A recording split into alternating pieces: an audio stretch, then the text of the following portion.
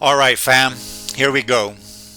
Now I got this idea churning in my brain that won't quit, so let's talk about it. It's about the power of three, the holy trinity: mind, body, spirit. It's a pattern you see everywhere. And then there's the science of the three brains: the actual brain, your head, for logic, for planning, for reasoning; the heart brain, emotion, compassion, what the Heart Math Institute calls coherence; and the gut brain, instinct, survival, that deep, deep knowing, gut feeling.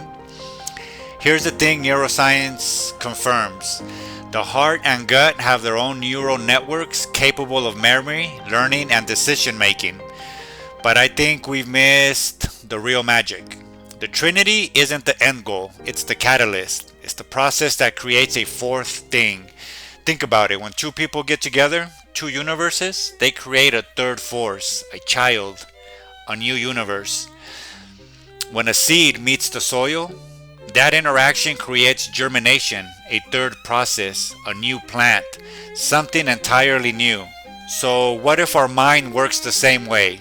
What if the conscious, subconscious, and the unconscious aren't just layers? What if there are three forces that, when they unite, give birth to a fourth state of being? Maybe a superconscious? This isn't just psychology, this would be alchemy. Let's meet our internal trinity. First, the unconscious. That's the source. This is the deep generative void, the pure potential. It's the ancient wisdom that beats your heart when you're sleeping. It's what breathes for you when you're sleeping. It's the origin. Second, the conscience, the self, the ego. This is the aware, you, the present moment, logic and focus. It's an explorer. But it's just a seedling, if you think about it, above the ground, unaware of the work the roots are doing below ground in the darkness.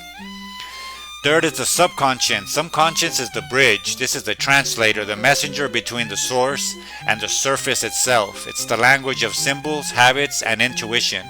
It's the relationship between the two.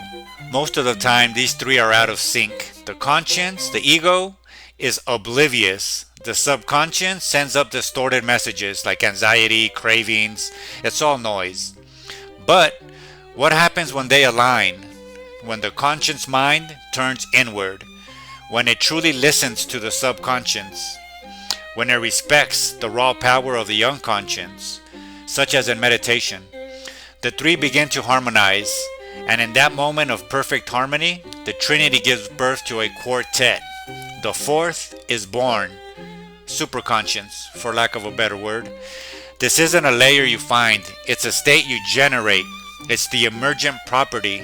This is an athlete becoming the game, not just a player in it. This is an artist channeling the muse. This is a scientist having a vision, being struck by a revelation that feels given. The conscious mind didn't think it.